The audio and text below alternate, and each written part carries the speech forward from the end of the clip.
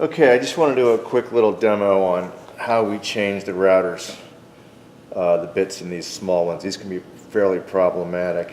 And then I'll do the big one as well. Now first off, I took this router off the shelf, and you see how the cord is just jammed here? That's bad. The cord should never be wrapped that way. That leads to these things getting all shorted out. So when you wrap, you should give it some room and then start wrapping it. But you don't want to force this bend because it'll lead to the thing shorting out. Now on these routers, you loosen it and you just pull it out, and then when you want to put the bit in it, this is the collet.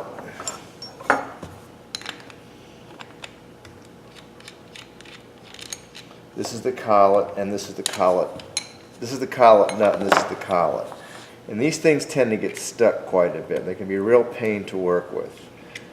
Sometimes you can't get the bit in like that. Sometimes you can.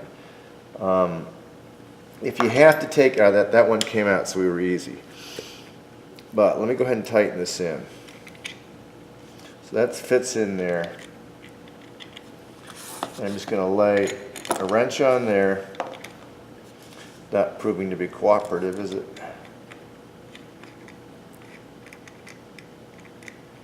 And tighten it down, and then take a wrench and just lean on it, okay, and just push down.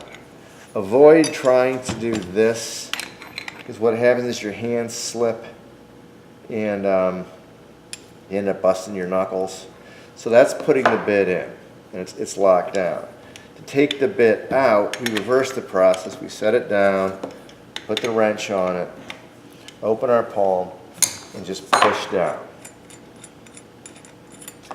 Now see, that's really stuck. Okay, that's what I was kind of hoping was happening, because it happens all the time. When you do that, I hope you can see that. I'm going to do a close-up here.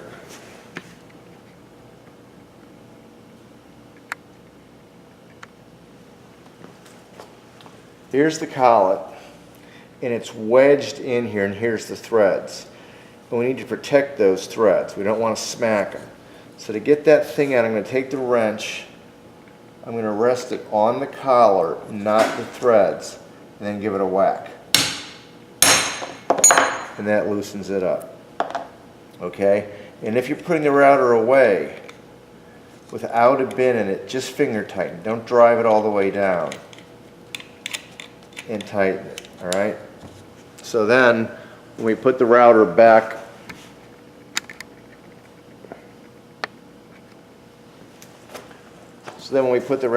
on the shelf,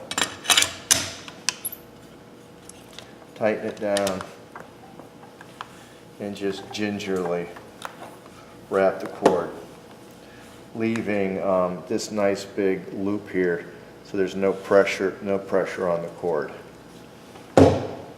Now for the bigger router, this has got a 1/2 inch collet on it, big collet.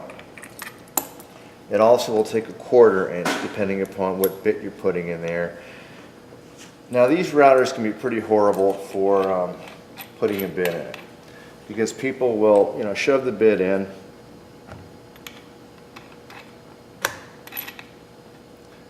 and they'll get their wrenches and they'll try doing it this way, and the wrenches are always slipping off and you're bashing your knuckles. So what's easier to do is to lay it down on its side,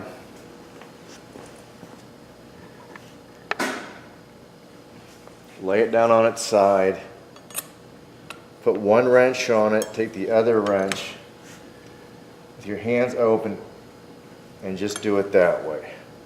That way you don't run that risk of your knuckles being destroyed.